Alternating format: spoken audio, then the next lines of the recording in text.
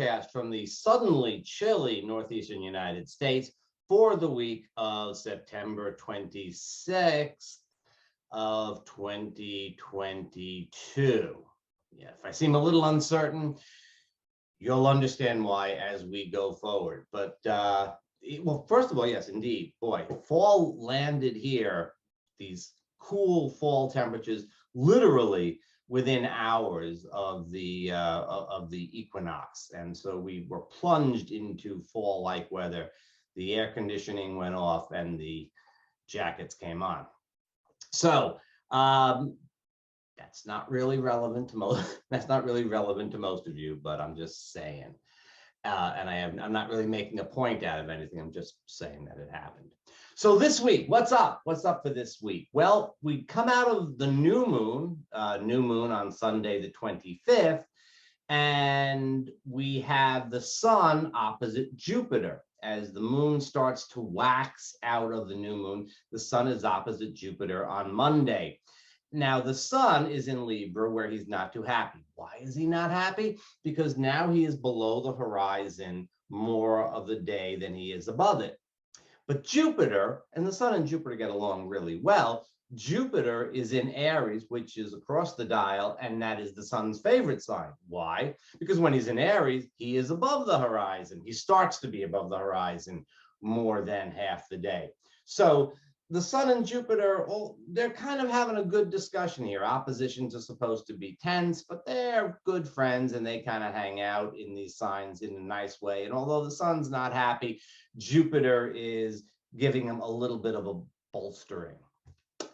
What does this mean to me, Armand? You're saying, what does this mean? What does this astro mumbo jumbo have to do with me? Well, I'll tell you what it does. It's the light at the end of the tunnel. It's not exactly that.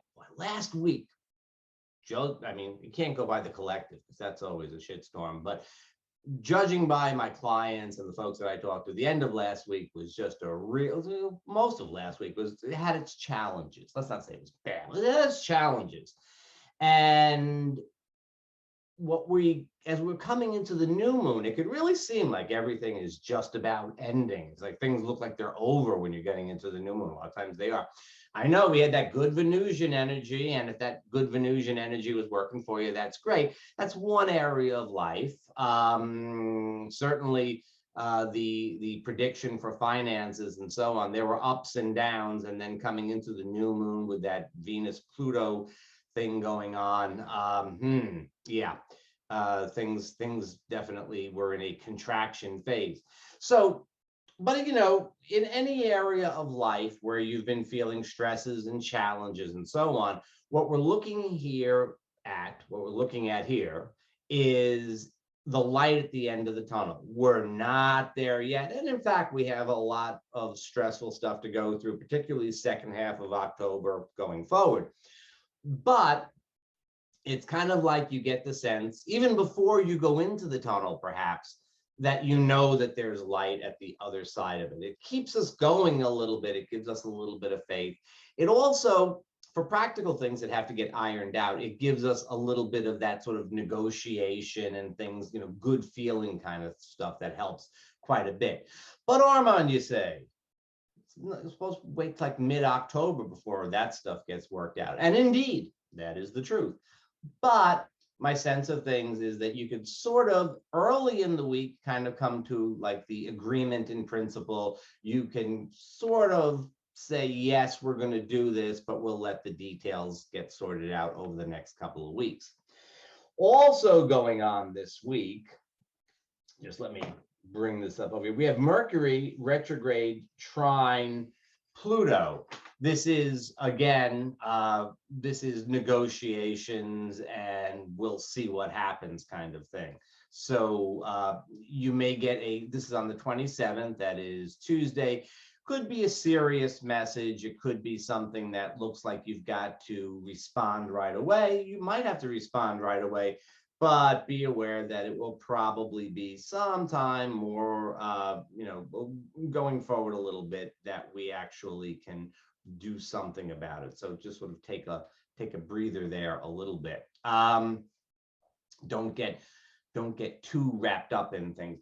Venus is going to be opposite Jupiter. Well, Venus on the 29th, that's Thursday, goes into her home sign of Libra, gets out of that kind of Virgo service mode, and then goes on Saturday to oppose Jupiter.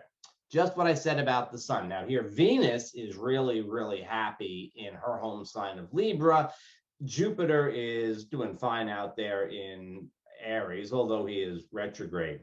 And so there could be a little bit of an adjustment that goes on. Again, these two get along really, really well. And Venus this time is the one who's in her home sign, sort of helping things out. What does this mean, you say?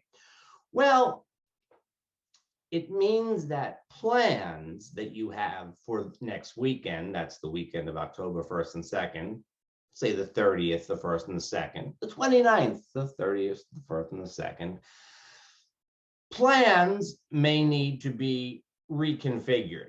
You know, Venus is in Libra, she's throwing a nice dinner party. Jupiter comes in, he's in Aries, he comes in fresh from the football game and he's all muddy, and so we've got a problem. So, you know, she puts him in the mud room and he gets to go into the nearby bathroom and shower off and then come to the party and get things together. In other words, the analogy, you see how this is going. In other words, you have one set of plans and one set of expectations. I wonder if the colors are changing and the focus is changing as much on the tape as it is on the video as much as it is on my screen. Anyway, you have one set of plans and expectations. Somebody throws a monkey wrench into it, but you can work it out. Be a little flexible, Probably go ahead with the original plans, but you have to say, okay, if things may be a little different, we may need to do a little bit of prep work or something like that in order to get things going. That's with socializing. That's where things are with socializing. And you know, any type of social kind of thing. Because socializing, it could be a romantic thing, it could be just a group of friends, whatever. It's got that kind of feel to it, just socializing.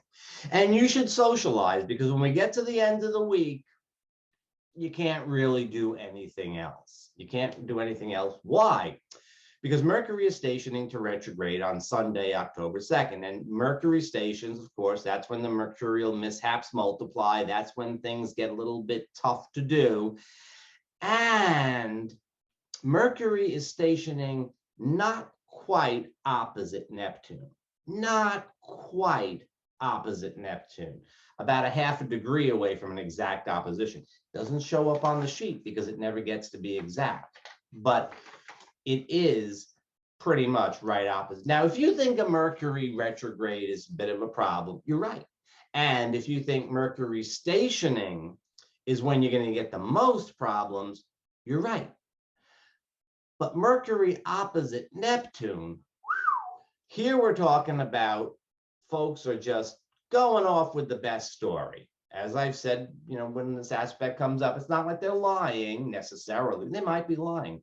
But it's not necessarily that they're lying. It's just that the story is so good, they believe it themselves. It's a remarkably poor time to come to a business agreement. It is a really, really bad time to sign contracts and leases. It is a really bad time to buy a car. It is a really bad time for technology and things like that. You got to be aware of this. It is, of course, the first of the month when a lot of bills come due. You might want to pay them a couple of days early this month. It is also a time when you might have to sign a lease. We'll see. I know folks that are in that boat, and we'll see what happens with that. Be aware that things may get derailed. It's not necessarily a complete deal breaker, but things might be derailed. Things have been derailed a lot during this Mercury retrograde, and it's an interesting kind of situation because what gets delayed during Mercury retrograde usually gets fixed up after the retrograde, and that's fine. But Mars, during the retrograde, has crept into the shadow of his own retrograde. So the mercurial postponements, that happens. but they have moved us to the point where we're pretty deep into the shadow of Mars's retrograde now. And that means that the plans that really do need to go forward, things like a new job or something like that, are going to be much more difficult to do because we've delayed ourselves into the shadow of the retrograde.